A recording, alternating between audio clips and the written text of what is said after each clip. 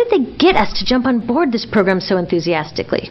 Well, two of their most effective strategies are planned obsolescence and perceived obsolescence. Planned obsolescence is another word for designed for the dump. It means they actually make stuff to be useless as quickly as possible, so we'll chuck it and buy a new one. It's obvious with things like plastic bags and coffee cups, but now it's even big stuff. Mops, DVDs, cameras, barbecues even, everything. Even computers. Have you noticed that when you buy a computer now, the technology is changing so fast that in just a couple of years, it's actually an impediment to communication? I was curious about this, so I opened up a big desktop computer to see what was inside. And I found out that the piece that changes each year is just a tiny little piece in the corner. But you can't just change that one piece because each new version is a different shape. So you gotta chuck the whole thing and buy a new one. So I was reading industrial design journals from the 1950s when planned obsolescence was really catching on. These designers are so open about it. They actually discuss how fast can they make stuff break that still leaves the consumer having enough faith in the product to go out and buy another one. It was so intentional.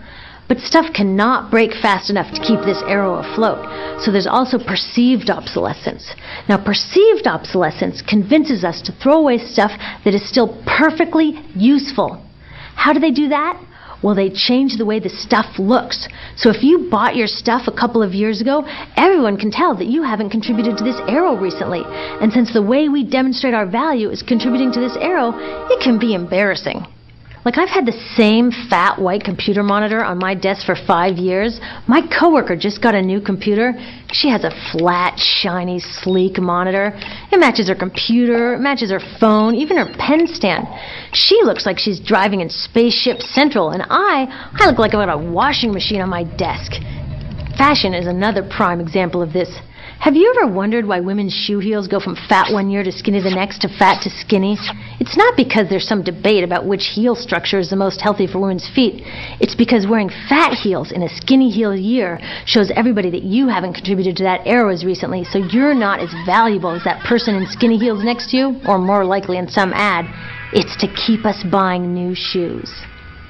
Advertisements and media in general plays a big role in this. Each of us in the U.S. is targeted with over 3,000 advertisements a day. We see more advertisements in 1 year than people 50 years ago saw in a lifetime. And if you think about it, what's the point of an ad except to make us unhappy with what we have? So 3,000 times a day, we're told our hair is wrong, our skin is wrong, our clothes are wrong, our furniture is wrong, our car is wrong. We are wrong, but it can all be made right if we just go shopping. Media also helps by hiding all of this and all of this. So the only part of the materials economy we see is the shopping. The extraction, production, and disposal all happens outside of our field of vision.